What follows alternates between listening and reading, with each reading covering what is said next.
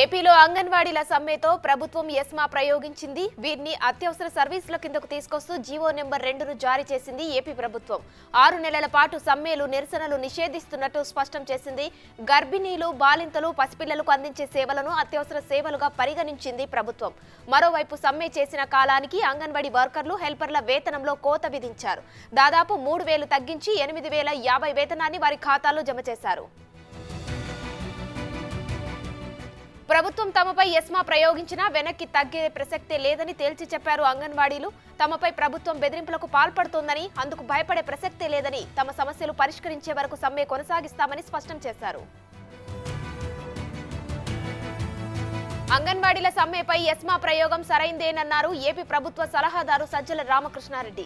అంగన్వాడీ కేంద్రాల్లో పిల్లలు, గర్భిణీలు ఇబ్బంది పడుతున్నారని, వారి ప్రాణాలు కాపాడే బాధ్యత ప్రభుత్వంపై ఉందని, అత్యవసర సర్వీసుల కింద ఉన్నారని, తిరిగి విధుల్లో చేరాలని పలుమార్లు విజ్ఞప్తి చేశామన్నారు. కానీ ప్రభుత్వ ఆదేశాలను వారు ధిక్కరించడంతో అంగన్వాడీల సమ్మెపై ఎస్మా ప్రయోగించాల్సి వచ్చిందన్నారు మంత్రి బొత్స. అమ్మనే గెంటేసిన వ్యక్తికి అంగన్వాడీల విలువ ఏం తెలుసని విమర్శించారు నారా లోకేష్. ఇచ్చిన హామీలను అమలు చేయాలని నిరసన చేయడం కూడా నేరమేనా అని ప్రశ్నించారు. తమ డిమాండ్లను పరిష్కరించాలని కోరుతూ గత 26 రోజులుగా ఆందోళన చేస్తున్న అంగన్వాడీలపై ఎస్మా చట్టాన్ని ప్రయోగించడంపై తీవ్ర స్థాయిలో ధ్వజమెత్తారు. ఏపీ ప్రభుత్వ చర్యలను నియంత పోకడలకు పరాకాష్ఠగా అభివర్ణించారు నారా లోకేష్. రాష్ట్ర ప్రభుత్వం ఎన్ని అడ్డంకులు సృష్టించినా తగ్గేదే లేదంటూ పారిశుద్ధ కార్మికులు సమ్మెను కొనసాగిస్తున్నారు. ఆందోళన ప్రారంభించి రోజులు గడుస్తున్నా సర్కారు పట్టించుకోవడం లేదంటూ మండిపడుతున్నారు. సమ్మెకు పులి స్టాప్ పెట్టడానికి రంగంలోకి దిగిన ప్రభుత్వం ఇప్పటికే డిమాండ్ల పరిష్కారానికి కార్మిక సంఘ నాయకులతో పలుమార్లు చర్చలు జరిపినా అవి విఫలమయ్యాయి.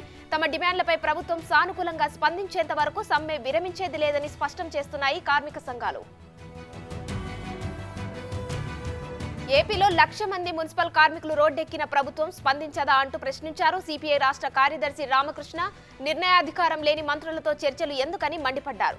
ఎన్నికల్లో జగన్ ఇచ్చిన హామీలు అమలు చేయాలని కోరుతున్నారని, ఓట్ల కోసం హామీలు ఇచ్చి గద్దెనెక్కాక మాట తప్పి మడమ తిప్పి మోసం చేశారని మండిపడ్డారు. ఎన్ని మాయలు చేసినా వచ్చే ఎన్నికల్లో జగన్ ఓటమి ఖాయమన్నారు రామకృష్ణ. మున్సిపల్ కార్మిక సంఘాల అన్ని డిమాండ్లను అంగీకరించామన్నారు మంత్రి బొత్స సత్యనారాయణ. హెల్త్ అలవెన్స్ 6,000 వేతనంతో కలిపి ఇవ్వాలని నిర్ణయించినట్లు తెలిపారు. హెల్త్ అలవెన్స్ పేరు లేకుండా మొత్తం వేతనంగానే ఇస్తామని, ప్రమాదవశాత్తు చనిపోతే ఇచ్చే పరిహారం 5 లక్షల నుంచి 7 లక్షలకు పెంచినట్లు పేర్కొన్నారు. పరిహారం మొత్తాన్ని కోర్టు ఉత్తర్వుల ప్రకారం ఇస్తామని, పెంపు అంతా వచ్చే ప్రభుత్వంలోనే ఇస్తామని తేల్చి చెప్పినట్లు స్పష్టం చేశారు. కార్మికులు సమ్మె విరమిస్తే నోటిఫికేషన్ ఇవ్వనున్నట్లు వెల్లడించారు మంత్రి బొత్స. చంద్రబాబు కుట్రలో భాగంగానే షర్మిల కాంగ్రెస్ పార్టీలో చేరిందన్నారు ఏపీ ప్రభుత్వ సలహాదారు సజ్జల రామకృష్ణారెడ్డి. షర్మిలతో వైసీపీకి నష్టమేమీ లేదని, ఏపీలో ఎక్కడి నుంచైనా షర్మిల పోటీ చేయవచ్చన్నారు. అలాగే కాంగ్రెస్ పార్టీకి ఆంధ్రప్రదేశ్లో భవితవ్యం లేదని, అలాంటి పార్టీని పట్టించుకోబోమని చెప్పారు సజ్జల. వైసీపీకి షాకుల మీద షాకులు తగులుతున్నాయి. ఆ పార్టీని వీడబోతున్నారు ఎమ్మెల్యే పార్థసారథి. హైదరాబాద్ లో చంద్రబాబును కలిసిన పార్థసారథి టీడీపీలో చేరే అంశంపై చర్చించారు. ఇటీవల పార్థసారథి జగన్ పై విమర్శలు చేయడంతో పార్టీ అధిష్టానం వివరణ కోరింది. మారిన పరిణామాలతో చంద్రబాబును కలిసిన పార్థసారథి టీడీపీలో చేరేందుకు లైన్ క్లియర్ చేసుకున్నారు. బీజేపీతో స్నేహం ధృతరాష్ట్ర కౌగిలి అవుతుందని విమర్శించారు సిపిఐ జాతీయ కార్యదర్శి నారాయణ. ఏపీలో రాజకీయం మారుతోందన్న నారాయణ ప్రజలను మోసం చేసే పద్ధతిలో టీడీపీ, జనసేన, బీజేపీ కూటమికి రాబోతుందని విమర్శించారు.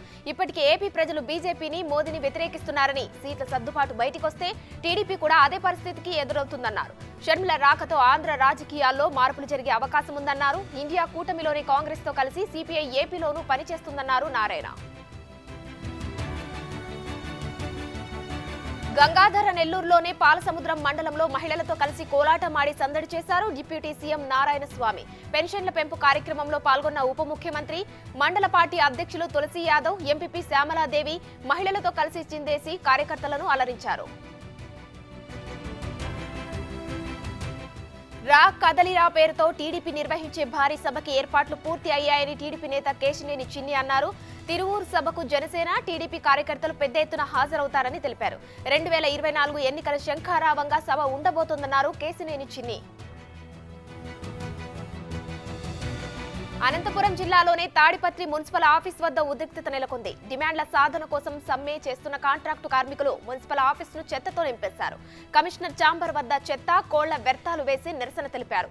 ఆందోళన చేస్తున్న కాంట్రాక్టు కార్మికులను పోలీసులు అరెస్టు చేసి స్టేషన్కు తరలించారు. ఏపీ ప్రజలు వైసీపీ ప్రభుత్వానికి చరమగీతం పాడేందుకు ఎదురు చూస్తున్నారని బీజేపీ అధికార ప్రతినిధి భాను ప్రకాష్ రెడ్డి అన్నారు. జగన్ వదిలిన బాణం యూటర్న్ తీసుకుని ఆయన మీదకే వస్తుందని విమర్శించారు. రాష్ట్రంలో జగన్ నియంత పాలన కొనసాగిస్తున్నారని, ప్రజా వ్యతిరేక విధానాలను అవలంబిస్తున్న జగన్ ప్రభుత్వాన్ని ప్రజలు గద్దె దింపేందుకు సిద్ధంగా ఉన్నారని పేర్కొన్నారు. రాష్ట్రం పొత్తులపై తమ అధిష్టానం చూసుకుంటుందని, ఎట్టి పరిస్థితులలో వైసీపీతో బీజేపీ పొత్తు ఉండబోదని స్పష్టం చేశారు భాను ప్రకాష్ రెడ్డి.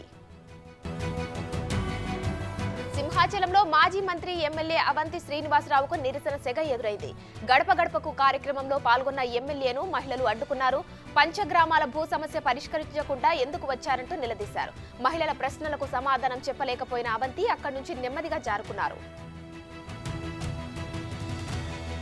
పశ్చిమ గోదావరి జిల్లాలో తాడేపల్లిగూడెం మున్సిపల్ కార్యాలయాన్ని ముట్టడించారు. తమ ఆందోళనను ప్రభుత్వం పట్టించుకోకపోవడంతో ఆగ్రహంతో రగిలిపోతున్నారు. ఉద్యోగులను లోపలికి వెళ్లనివ్వకుండా మున్సిపల్ వర్కర్లు అడ్డుకున్నారు. విధుల్లోకి వెళ్లకుండా మున్సిపల్ ఉద్యోగులు చెట్ల కింద ఉండిపోయారు. తమ డిమాండ్లు పరిష్కరించే వరకు సమ్మె కొనసాగుతుందని ప్రభుత్వాన్ని మున్సిపల్ వర్కర్లు హెచ్చరించారు. అంబటి రాయుడు రాజీనామాపై టీడీపీ స్పందించింది. రాక్షసుడైన జగన్ తో కలిసి పొలిటికల్ ఇన్నింగ్ ఆడినందుకు రాయుడికి ధన్యవాదాలు అంటూ ట్వీట్ చేసింది. అంబటి రాయుడి భవిష్యత్తు బాగుండాలని ఆశిస్తున్నామంటూ ఎక్స్ లో పోస్ట్ చేసింది. ఆడుదాం ఆంధ్రకి బ్యాట్ పట్టుకుని వచ్చిన అంబటి రాయుడు వారం రోజులకే జగన్ సైకో అని తెలిసిందన్నారు టీడీపీ నేత బుద్దా వెంకన్న. పార్టీలో చేరిన వారానికి రాజీనామా చేసిన అంబటి రాయుడికి శుభాకాంక్షలు చెబుతున్నానన్నారు బుద్దా వెంకన్న. టీడీపీ నన్ను వద్దనుకుంది, చంద్రబాబు నన్ను పొమ్మన్నారు. అందుకే పార్టీలో ఉండడం సరైన పద్ధతి కాదని విజయవాడ ఎంపీ కేశినేని నాని స్పష్టం చేశారు. ముందుగా స్పీకర్ అపాయింట్మెంట్ తీసుకుని అదే రోజు రాజీనామాకు ఆమోదం పొందేలా చేసుకుంటానని కేశినేని స్పష్టం చేశారు. తన అభిమానులు, కార్యకర్తల నిర్ణయమే తన నిర్ణయమని, వారు ఏ పార్టీలో చేరమంటే ఆ పార్టీలో చేరతానని వెల్లడించారు. కుమారుడు మరణించాడనే ఆవేదనతో తల్లి మృతి చెందిన ఘటన చిత్తూరులో చోటు చేసుకుంది. కంటమంచికి చెందిన సురేంద్రారెడ్డి గుండెపోటుకు గురై మరణించాడు. కుమారుడిని మరణం చూసిన తల్లి సుశీలమ్మ ఒక్కసారిగా కుప్పకూలిపోయింది. ఆసుపత్రికి తరలించగా చికిత్స పొందుతూ మృతి చెందింది. కొడుకు మృతి తట్టుకోలేక షాక్ గురై మరణించినట్లు తెలిపారు వైద్యులు. తల్లి కుమారుల మరణం కుటుంబంలో తీవ్ర విషాదాన్ని నింపింది. కేశినేని నానిపై మరోసారి పీవీపీ తీవ్ర విమర్శలు చేశారు. తీవ్ర పదజాలంతో విమర్శిస్తూ ట్వీట్ చేశారు. దీంతో ఇద్దరి మధ్య ఉన్న గొడవలు మరోసారి చర్చనీయాంశమయ్యాయి. ఒకవైపు టీడీపీ విజయవాడ ఎంపీ టికెట్ను నానికి ఇవ్వడం లేదని స్పష్టంగా తేలిపోవడంతో అటు సొంత పార్టీ నేతల నుంచి విమర్శలను ఎదుర్కొంటున్నారు. ఇటు ప్రత్యర్థులు విమర్శనాస్త్రాలను సంధిస్తున్నారు. కేశినేని నానిపై పీవీపీ తీవ్ర విమర్శలు చేయడం బెజవాడలో పొలిటికల్ హీట్ను మరింత పెంచింది. ఎన్టీఆర్ తో పవన్ పోల్చడం సరికాదన్నారు తిరుపతి వైసీపీ అభ్యర్థి భూమన్ అభినయ్ రెడ్డి. తనకు ఎవరు ప్రత్యర్థి అయినా సీఎం జగన్మోహన్ రెడ్డి ఆశీస్సులతో ముందుకు పోతానన్నారు. భవిష్యత్తులో తిరుపతి అగ్రశ్రేణి నగరంగా తీర్చిదిద్దడంతో పాటు సంక్షేమం, ఉపాధి కల్పించే విధంగా పనిచేస్తానంటున్నారు భూమన్ అభినయ్. గుంటూరు విజయవాడ వారధిపై ఘోర రోడ్డు ప్రమాదం చోటు చేసుకుంది. గుర్తు తెలియని వాహనం స్కూటీని ఢీకొట్టింది. స్కూటీపై వెళ్తున్న ఇద్దరు మహిళలు అక్కడికక్కడే ప్రాణాలు కోల్పోయారు. ప్రమాదంపై కృష్ణలంక పోలీసులు కేసు నమోదు చేశారు. మృతులు గుంటూరు జిల్లా నంబూరుకు చెందిన మహిళలుగా గుర్తించారు. అయోధ్యలో ఈ నెల 22న శ్రీ రామచంద్రుల వారి విగ్రహ ప్రతిష్ట, ఆలయ ప్రారంభోత్సవం సందర్భంగా భక్తులకు 25 గ్రాముల బరువు గల 1,00,000 లడ్డులను శ్రీవారి ప్రసాదంగా అందించనున్నట్లు తెలిపారు టీటీడీ ఈవో ఏవి ధర్మారెడ్డి. ఫిబ్రవరి 3 నుంచి 5 వరకు తిరుమలలో దేశంలోనే ప్రముఖ పీఠాధిపతులు, మఠాధిపతులు, ధార్మిక సంస్థల ప్రతినిధులతో సదస్సు నిర్వహిస్తున్నట్లు వెల్లడించారు. అలిపిరి సప్త గో ప్రదక్షిణ మందిరంలో జరిగే శ్రీనివాస దివ్యానుగ్రహ విశేష హోమంలో పాల్గొనే భక్తులకు శ్రీవారి దర్శన భాగ్యం కల్పిస్తున్నామన్నారు.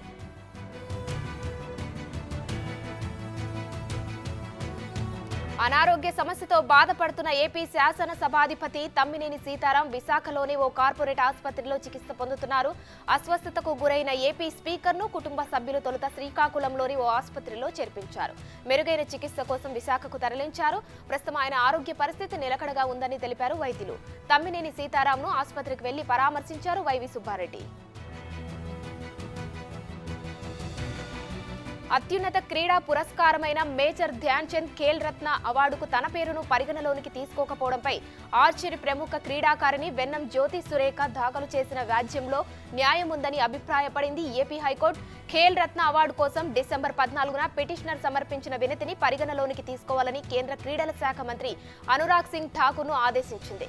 ఈ నెల 8 లోపు తగిన నిర్ణయం వెల్లడించాలని స్పష్టం చేసింది హైకోర్టు. మెట్రో రైల్ విస్తరణపై సీఎం రేవంత్ రెడ్డి మరోమారు స్పష్టతనిచ్చారు. గతంలో గచ్చిబౌలి నుంచి ఎయిర్పోర్టు వరకు 32 కిలోమీటర్ల మేర ప్రణాళికలు రూపొందించారని, దానివల్ల సామాన్య ప్రజలకు పెద్దగా ఉపయోగం లేదన్నారు. గచ్చిబౌలి, జూబ్లీహిల్స్ ప్రాంతాల నుంచి ఎక్కువ మంది సొంత వాహనాల్లోనే విమానాశ్రయానికి వెళ్తారన్నారు. గతంలో సర్వే చేసిన Gowliguda, Falaknuma airport, LB Nagar airport మార్గాలను ప్రజలు ఎక్కువగా వినియోగించుకునేందుకు అవకాశాలు ఉన్నాయన్నారు. లోక్సభ ఎన్నికలకు కాంగ్రెస్ అధిష్టానం సమయాప్తమవుతుంది. వివిధ రాష్ట్రాలకు ప్రదేశ్ ఎలక్షన్ కమిటీలు ఏర్పాటు చేసింది కాంగ్రెస్ అధిష్టానం. Telangana Pradesh election committee chairman గా సీఎం రేవంత్ రెడ్డికి బాధ్యతలు అప్పగించింది. ఆయనతో సహా మొత్తం కమిటీలో 25 మందికి చోటు కల్పించారు. ఎక్స్ అఫిషియో సభ్యులుగా యూత్ కాంగ్రెస్, ఎన్ఎస్యుఐ, సేవాదళ్ రాష్ట్ర అధ్యక్షులను నియమించింది. తెలంగాణను 3 క్లస్టర్లుగా విభజించనున్నామని సీఎం రేవంత్ రెడ్డి అన్నారు. ఓఆర్ఆర్ లోపల ప్రాంతం అర్బన్ క్లస్టర్ గా, ఓఆర్ఆర్ ట్రిపుల్-ఆర్ మధ్య ప్రాంతాన్ని సెమీ అర్బన్ క్లస్టర్ గా, ట్రిపుల్-ఆర్ తర్వాత ప్రాంతమంతా రూరల్ క్లస్టర్ గా విభజించనున్నట్లు చెప్పారు. పెట్టుబడులు ఆహ్వానించేలా ఫ్రెండ్లీ పారిశ్రామిక విధానం అమలు చేస్తామని, హైదరాబాద్ తరహాలో రాష్ట్రమంతటా అభివృద్ధి చేస్తామన్నారు. అన్ని రంగాల పరిశ్రమలకు ప్రోత్సాహం కల్పిస్తూ కొత్తగా ఫార్మా విలేజ్లు నిర్మిస్తామన్నారు సీఎం రేవంత్. భద్రాద్రి కొత్తగూడెం జిల్లాలో మోసానికి పాల్పడిన బంగారం వ్యాపారిని చితకబాదారు స్థానికులు. పాల్వంచ రామ్నగర్లో లంకా రాము కొన్నాళ్లుగా గోల్డ్ స్కీమ్ పేరుతో 75 లక్షలు వసూలు చేశాడు. అయితే గడువు ముగిసినా చెల్లింపులు చేయకపోవడంతో బాధితులు నిలదీశారు. రాము దురుసుగా ప్రవర్తించడంతో స్థానికులు మూకుముడిగా దాడి చేశారు. మేడారం సమ్మక్క సారలమ్మ జాతరను అత్యంత వైభవంగా చేస్తామని మంత్రి సీతక్క తెలిపారు. జనవరి చివరి వారంలోగా ఏర్పాట్లు పూర్తి చేయాలని అధికార యంత్రాంగానికి సూచించారు. విధుల్లో నిర్లక్ష్యం వహిస్తే సహించబోమని, ప్రజలకు మెరుగైన సౌకర్యాలు ఉండాలని తెలిపారు. ములుగు జిల్లా తాడ్వాయి మండలంలోని మేడారం సమ్మక్క సారలమ్మను దర్శించుకోనున్నారు మంత్రి సీతక్క. మహాజాతరపై సమీక్ష నిర్వహించి అధికారులకు దిశానిర్దేశం చేశారు. సాఫ్ట్వేర్ ఉద్యోగి సురేందర్ కిడ్నాప్ కేసులో సంచలన విషయాలు వెలుగులోకి వచ్చాయి. కాజాగూడ చెరువు వద్ద తన చెల్లితో మాట్లాడుతుండగా సురేందర్ ను కిడ్నాప్ చేశారు దుండగులు. సురేందర్ షిఫ్ట్ డిజైర్ కారులో కిడ్నాప్ చేసింది సురేష్ అండ్ గ్యాంగ్ అని గుర్తించారు పోలీసులు. ప్రస్తుతం పోలీసుల అదుపులో 3 కిడ్నాపర్లు ఉన్నారు. గ్రామీణ ప్రాంత విద్యార్థులు చదువుతో పాటు క్రీడల్లో రాణించాలన్నారు పాలకుర్తి ఎమ్మెల్యే మామిడాల యశస్విని రెడ్డి. పాలకుర్తి మండలంలోని నారబోయిన గూడెం గ్రామంలో సేవాలాల్ సేన ఆధ్వర్యంలో నిర్వహిస్తున్న కబడ్డీ క్రీడలను ప్రారంభించారు. సేవాలాల్ సేన ముందుకు వచ్చి గ్రామీణ ప్రాంత యువతతో క్రీడా నైపుణ్యాలను వెలికి తీయడానికి కబడ్డీ క్రీడలు నిర్వహించడం అభినందనీయమన్నారు. గ్రామీణ ప్రాంతాల్లోని యువతలోని నైపుణ్యాలను వెలికి తీయడానికి కృషి చేయాలన్నారు ఎమ్మెల్యే యశస్విని రెడ్డి. తన హోదా, బిజీ షెడ్యూల్ ను పక్కన పెట్టి చిన్నారులతో కలిసి సందడి చేశారు మంత్రి కొండా సురేఖ. ప్రజాపాలన కార్యక్రమంలో పాల్గొని ఇంటికి వెళుతుండగా చిన్నారులు కనిపించడంతో వెంటనే కారు దిగి వాళ్లతో సరదాగా ముచ్చటించారు. వెంటనే చాక్లెట్లు తెప్పించి చిన్నారులకు అందించారు. మంత్రి సురేఖ వారితో సరదాగా ఉండడంతో చిన్నారులు సంతోషంతో ఉబ్బి తబ్బిబ్బైపోయారు. మంత్రికి షేక్ హ్యాండ్ ఇవ్వడానికి పిల్లలు పోటీ పడ్డారు. రేవంత్ రెడ్డి సారథ్యంలోనే కాంగ్రెస్ ప్రభుత్వం ప్రజలకిచ్చిన హామీలను నెరవేరుస్తుందన్నారు నకరేకల్ ఎమ్మెల్యే వేముల వీరేశం. కాంగ్రెస్ ప్రభుత్వం అందిస్తున్న సంక్షేమ పాలనతో రాష్ట్రంలో ప్రజలందరూ సంతోషంగా ఉన్నారని తెలిపారు. కాంగ్రెస్ కు వస్తున్న ఆదరణను చూసి బీఆర్ఎస్ నేతలు తట్టుకోలేకపోతున్నారని విమర్శించారు ఎమ్మెల్యే వేముల. మాజీ రాష్ట్రపతి రామ్నాథ్ కోవింద్ ను మర్యాదపూర్వకంగా కలిశారు సీఎం రేవంత్ రెడ్డి. రాజ్ భవన్ కు వెళ్లిన సీఎం మాజీ రాష్ట్రపతిని కలిశారు. దేశమంతా ఒకేసారి ఎన్నికలు నిర్వహించడంపై సాధ్యాసాధ్యాల అధ్యయనం కోసం మాజీ రాష్ట్రపతి రామ్నాథ్ కోవింద్ నేతృత్వంలో కేంద్రం కమిటీ ఏర్పాటు చేసింది. ఈ కమిటీకి చైర్మన్ గా రామ్నాథ్ కోవింద్ ఉన్నారు. ప్రజాధనాన్ని లూటీ చేసి 9 సంవత్సరాలు నిరంకుశ పాలన సాగించిన బీఆర్ఎస్ ప్రభుత్వాన్ని ప్రజల సహకారంతో కాంగ్రెస్ పార్టీ ప్రజా పాలనలోకి తీసుకువచ్చామన్నారు మంత్రి పొన్నం ప్రభాకర్. బీఆర్ఎస్ ప్రభుత్వం అధికారం కోల్పోవడంతో దానిని జీర్ణించుకోలేకపోతుందన్నారు. ఆ అక్కస్సుతో కొత్తగా ఏర్పడిన కాంగ్రెస్ ప్రభుత్వంపై నిందలు వేస్తుందన్నారు. బీఆర్ఎస్ ప్రభుత్వం 10 ఏళ్లలో ఎన్నో అరాచకాలు చేసిందని విమర్శించారు. ఫామ్ హౌస్లు ఎక్కడి నుంచి వచ్చాయో బీఆర్ఎస్ నేతలు ప్రజలకు చెప్పాలని డిమాండ్ చేశారు. హైదరాబాద్ వేదికగా జరగాల్సిన ఫార్ములా ఈ కార్ల రేస్ రద్దు అయింది. ఫిబ్రవరి 10న జరగాల్సిన ఈ ప్రిక్స్ రౌండ్ ను విరమించుకుంటున్నట్లు అధికారికంగా ప్రకటించింది ఫెడరేషన్ ఇంటర్నేషనల్ ఆటోమొబైల్స్. ప్రస్తుత ప్రభుత్వం నుంచి స్పష్టమైన నిర్ణయం రాకపోవడమే ఇందుకు కారణమని వెల్లడించింది. గత ప్రభుత్వంతో రేసు నిర్వహణ కోసం అక్టోబర్ 23న చేసుకున్న ఒప్పందాన్ని తమకు ఎలాంటి నోటీసులు ఇవ్వకుండా మున్సిపల్ శాఖ రద్దు చేసినట్లు తెలిపింది. ఒప్పంద ఉల్లంఘనపై మున్సిపల్ శాఖపై చట్టపరమైన చర్యల కోసం నోటీసులు జారీ చేస్తామని పేర్కొంది. హైదరాబాద్ లో జరగాల్సిన ఫార్ములా ఈ రేస్ రద్దుపై సోషల్ మీడియా వేదికగా స్పందించారు మాజీ మంత్రి కేటీఆర్. ఇది కాంగ్రెస్ ప్రభుత్వం తీసుకున్న తిరోగమన నిర్ణయమని విమర్శించారు. అభివృద్ధికి ఆటంకం కలిగించే నిర్ణయాలు సరికావని, ఈ ప్రిక్స్ వంటి ఈవెంట్లు ప్రపంచవ్యాప్తంగా మన బ్రాండ్ను పెంచుతాయని తెలిపారు. అలాంటి ఈవెంట్లు నిర్వహించకపోవడం తిరోగమన స్థితికి వెళ్లడమేనన్నారు కేటీఆర్. హైదరాబాద్ నగరంలో తాజాగా మరోసారి స్పా సెంటర్ల వ్యవహారం హాట్ టాపిక్ గా మారింది. గుడిమల్కాపూర్ పోలీస్ స్టేషన్ పరిధిలో స్పా సెంటర్లలో పోలీసులు దాడులు చేశారు. ఈ క్రమంలోనే నానాల్ నగర్ లోని ఓ అపార్ట్మెంట్ లో తనిఖీలు చేశారు.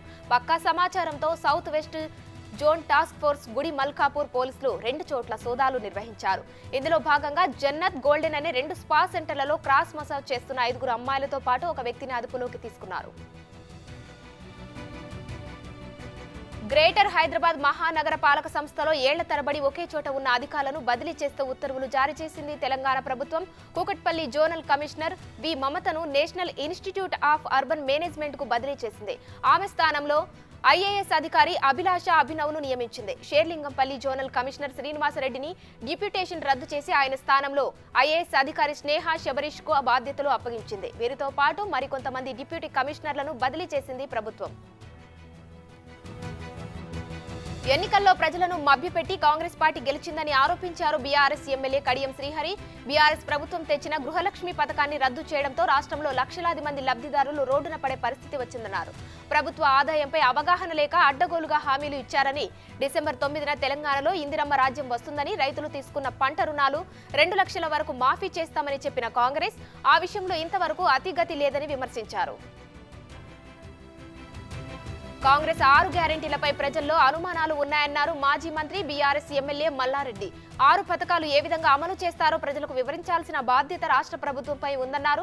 తనపై పోటీ చేసి ఓడిపోయిన కాంగ్రెస్ అభ్యర్థి గెలిచినట్టు తిరుగుతూ మేడ్చల్ నియోజకవర్గ ప్రజలను తప్పుదోవ పట్టిస్తున్నారని ఆరోపించారు.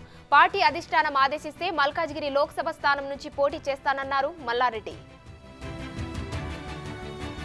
తెలంగాణలో ఇందిరమ్మ రాజ్యం తెస్తామని హామీ ఇచ్చామని, రాష్ట్రంలో సంపద సృష్టించి పేద ప్రజలకు పంచుతామన్నారు deputy CM Bhatti Vikramarka.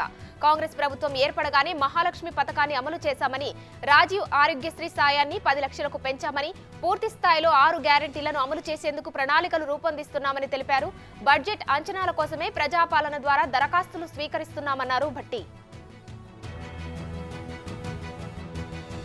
Cyber నేరాలకు సంబంధించిన 2 కీలకమైన కేసులను ఛేదించారు హైదరాబాద్ పోలీసులు. డఫా బెట్ వెబ్సైట్ ద్వారా మోసాలకు పాల్పడుతున్న వ్యక్తిని ఢిల్లీలో అరెస్టు చేసినట్లు తెలిపారు హైదరాబాద్ సిపి కొత్తకోట శ్రీనివాసరెడ్డి. నిందితుడు హర్యానాకు చెందిన హితేష్ గోయల్ గా గుర్తించారు. యూనిటీ స్టాక్స్ పేరుతో మోసాలు చేస్తున్న వ్యక్తిని కూడా అరెస్టు చేసినట్లు తెలిపారు. హైదరాబాద్ కు చెందిన బాధితురాలి ఫిర్యాదు మేరకు కేసు నమోదు చేసి దర్యాప్తు చేపట్టినట్లు వెల్లడించారు సిపి శ్రీనివాసరెడ్డి. బీఆర్ఎస్ అధినేత కేసీఆర్ కోలుకుంటున్నారని, త్వరలోనే సంపూర్ణ ఆరోగ్యంతో ప్రజల మధ్యలోకి వస్తారని, వచ్చే నెలలో రోజు తెలంగాణ భవన్ కి వచ్చి కార్యకర్తలను కలుస్తారని, త్వరలోనే జిల్లాలో పర్యటిస్తారని వెల్లడించారు మాజీ మంత్రి హరీష్ రావు. కాంగ్రెస్ ప్రభుత్వం రద్దులు, వాయిదాలు అన్నట్టుగా నడుస్తోందని విమర్శించారు. బీఆర్ఎస్ కార్యకర్తలపై కక్ష సాధింపు చర్యలకు దిగితే ఊరుకోబోమన్నారు. ఎమ్మెల్యేలమంతా బాధితుల వద్దకు వెళ్లి ప్రభుత్వాన్ని నిలదీస్తామని, కార్యకర్తలను కంటికి రెప్పలా కాపాడుకుంటామన్నారు హరీష్ రావు. సింగరేణి మేడిపల్లి OCP4 ప్రాజెక్టు భూ నిర్వాసిత రైతులను ఇబ్బంది పెట్టొద్దని సింగరేణి అధికారులకు సూచించారు రామగుండం ఎమ్మెల్యే మక్కాన్ సింగ్ రాజ్ ఠాకూర్. రైతులు నడవకుండా దారికి అడ్డుగా వేసిన కంచెను ఎమ్మెల్యే స్వయంగా తొలగించారు. పెద్దపల్లి జిల్లా పాములపేట శివారుల్లోని సింగరేణి స్థలంలో అధికారులు రాళ్లను పాతి ఇనుప కంచె ఏర్పాటు చేశారు.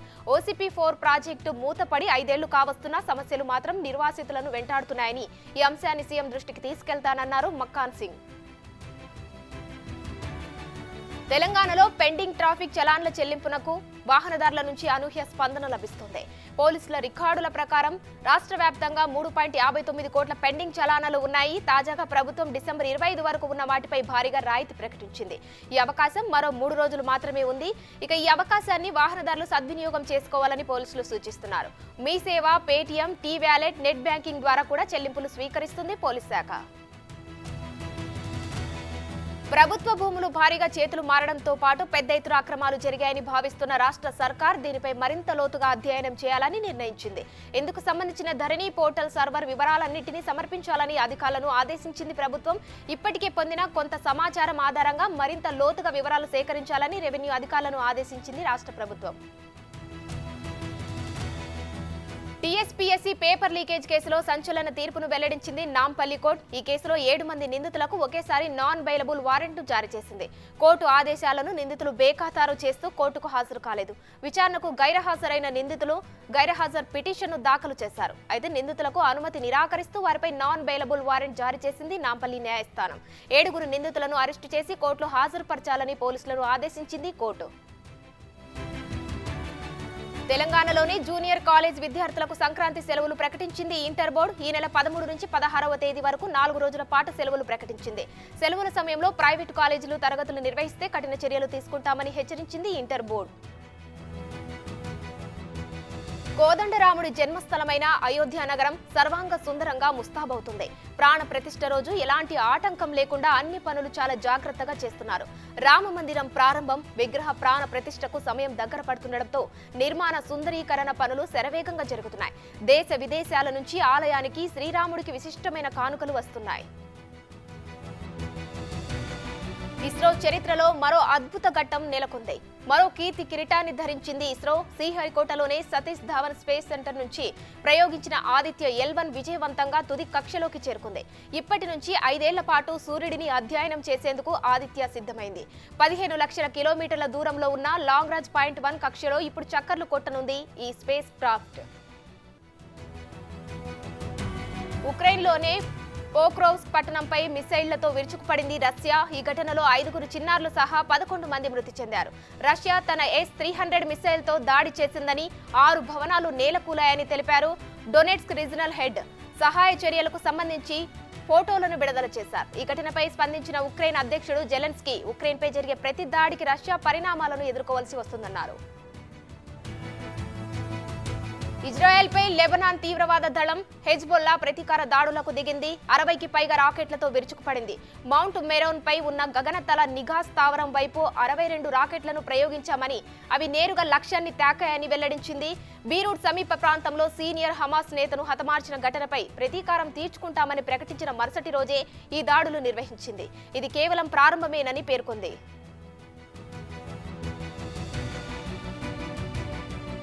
ప్రముఖ హాలీవుడ్ నటుడు క్రిస్టియన్ ఒలివర్ విమాన ప్రమాదంలో ప్రాణాలు కోల్పోయారు. ఆయనతో పాటు తన 2 కూతుళ్లు కూడా ఈ యాక్సిడెంట్లో చనిపోయారు. వెకేషన్లో భాగంగా తన కుటుంబంతో కలిసి గ్రెనడైన్స్లోనే బెక్వియా ద్వీపం నుంచి సెయింట్ లూసియాకు బయలుదేరారు ఒలివర్. కాగా విమానం బెక్వియాలో టేకాఫ్ తీసుకున్న తర్వాత ఊహించని రీతిలో కరీబియన్ సముద్రంలో ఒక్కసారిగా కుప్పకూలింది. ఈ ఘటనలో ఒలివర్తో పాటు ఆయన 2 కుమార్తెలు మడితా, అన్నిక్ ప్రాణాలు కోల్పోయారు. బ్యాంకు ఖాతాలో మినిమం బ్యాలెన్స్ కు సంబంధించి రిజర్వ్ బ్యాంక్ ఆఫ్ ఇండియా కీలక నిర్ణయం తీసుకుంది. గడిచిన 2 ఏళ్లలో ఎలాంటి లావాదేవీలు జరపని ఖాతాల విషయంలో మినిమం బ్యాలెన్స్ లేదన్న కారణంతో ఛార్జీలు విధించొద్దని బ్యాంకులకు స్పష్టం చేసింది. విద్యార్థుల స్కాలర్షిప్లు, కేంద్ర రాష్ట్ర ప్రభుత్వాల నగదు బదిలీ కోసం తెరిచిన ఖాతాలు 2 ఏళ్లకు మించి వాడుకలో లేనప్పటికీ వాటిని నిరుపయోగంగా లేని ఖాతాలుగా గుర్తించకూడదని సూచించింది ఆర్బీఐ. దక్షిణాఫ్రికాపై 2వ టెస్టులో ఘన విజయం సాధించి WTC పాయింట్ల పట్టికలో అగ్రస్థానానికి చేరుకున్న టీమిండియా ఒక్కరోజు వ్యవధిలోనే 2వ స్థానానికి పడిపోయింది. పాకిస్తాన్తో జరిగిన 3వ టెస్టులో గెలుపొంది సిరీస్ను 3-0తో స్వీప్ చేసిన ఆస్ట్రేలియా టాప్లోకి వెళ్లింది. ప్రస్తుతం ఆసీస్ 56.25 పాయింట్ల శాతంతో మొదటి స్థానంలో ఉండగా 54.16 పాయింట్లతో భారత్ 2వ స్థానంలో నిలిచింది. సౌత్ ఆఫ్రికా, న్యూజిలాండ్, బంగ్లాదేశ్ వరుసగా 3, 4, 5 స్థానాల్లో ఉండగా పాకిస్తాన్ 6వ స్థానానికి పడిపోయింది. Team India veteran batter Cheteshwar Pujara Ranji trophy 2023-24 సీజన్ను సెంచరీతో ఆరంభించాడు. జార్ఖండ్లో జరిగిన మ్యాచ్లో ఈ సౌరాష్ట్ర బ్యాటర్ శతకొట్టాడు. దీంతో ఇంగ్లాండ్తో టీమిండియా టెస్టు సిరీస్ జట్టు ప్రకటనకు ముందు తాను రేసులోనే ఉన్నానంటూ బీసీసీఐ సెలెక్టర్లకు గట్టి సందేశం ఇచ్చాడు చతేశ్వర్ పుజారా.